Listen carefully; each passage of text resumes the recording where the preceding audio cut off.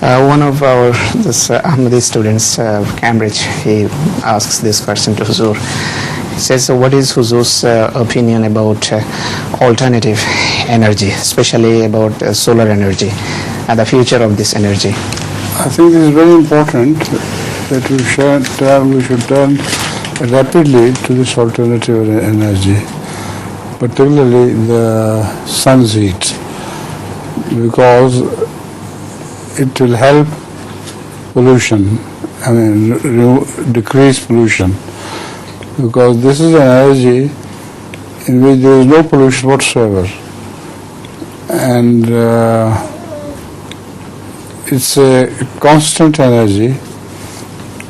Every time a cell runs out, it can be recharged by the same sun as many times as you please.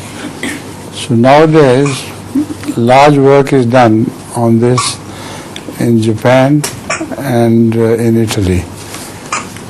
And I also installed one such machine in Rabwa in my farm. And it worked very well. I don't know whether it is still working there or not, but once when I installed it, it was working all right. Similarly, I advised some African countries to follow this, and they did it because there was no other source of energy. It was short of petrol and other things.